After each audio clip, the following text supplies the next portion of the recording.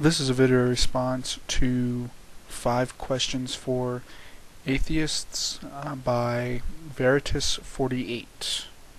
The link will be in the sidebar.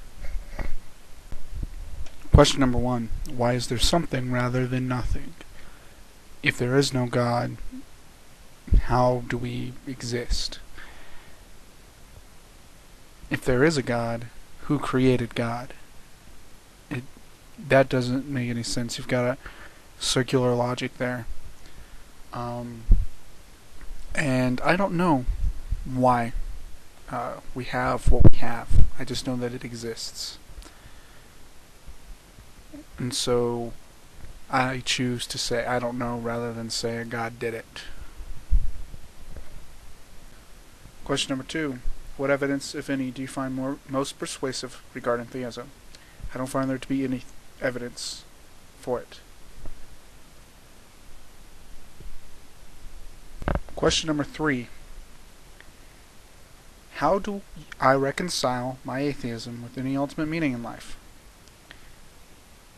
My atheism has nothing to do with any ultimate meaning in life. I think the point of life is to live it and to work hard and do the best you can, try to improve the overall humanity, try to improve the world.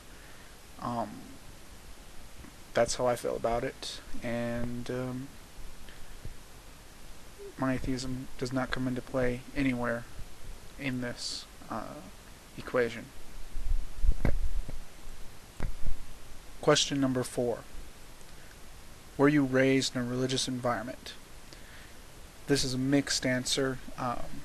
When I was growing up, I lived with my aunt for about a year, and we went to church every time the door was open. So for that year, it was a very religious environment. And my parents are Christian, at least they claim to be Christian, though they have never set foot in a church. They hate organized religion. They've never read the Bible. So they pretty much go on hearsay, what everybody else has said. And when I ask them about it, they give me this nebulous, vague response of there's a God, that they don't really know what he wants, and they don't think he cares about us, humanity in general. As a side note, for number 4, he says that in his experience, a lot of atheists, especially the ones that didn't have it out for Christianity in particular, were raised in a Christian environment. I don't have anything against Christianity particularly. I have something against all religion, period. So it just so happens that I was raised in a Christian environment and I know more about Christianity, having read the Bible, than I do about any other religion. And I'm not going to touch the other religions because my knowledge of them is way too vague to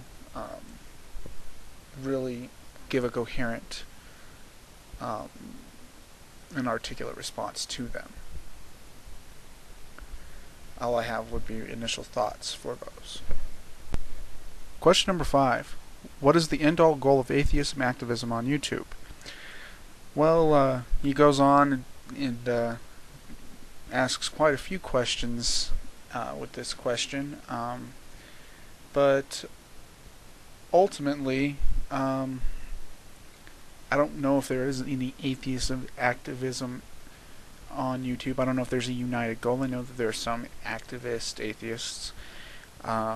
He wants to know what my goal is. Well, my goal is to present a reasonable, logical argument and try to change somebody's mind, because if I've changed somebody's mind, I think that's a good thing, because I've eliminated one more reason for why people fight. If you no longer believe in a God, you no longer have to fight over what God wants.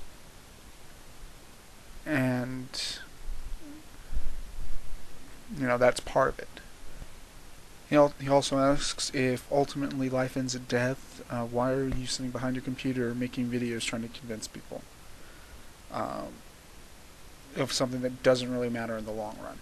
Well, I've already told you one reason. Another reason is that if we look into the long run, everybody dies. There is really, existence is going to end. Our species is going to end.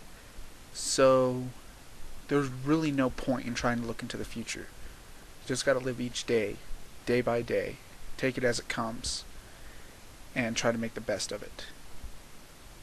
So there's really no point in worrying about what happens in the future,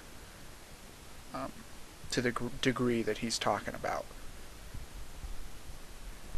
He also says that as a theist, if he's wrong, he still lived the atheist quest to be happy and live a long, fulfilling life. Well, there is no atheist quest. Atheism means a lack of belief in a god or gods. And given that, there can't be an atheist quest.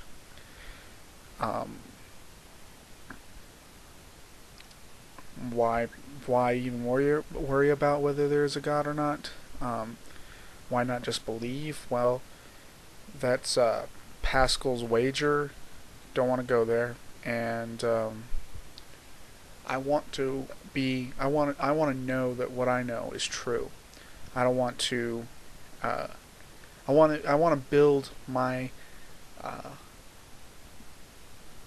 paradigm, my ideology over truths, not over falsehoods that I hold to be true. As a result, I'm going to continue to be introspective and always looking for inconsistencies, and always doing more research, always learning more. I'm never going to stop researching, never going to stop learning, and never going to stop correcting myself whenever I find that I've made a mistake. And I make mistakes pretty often, but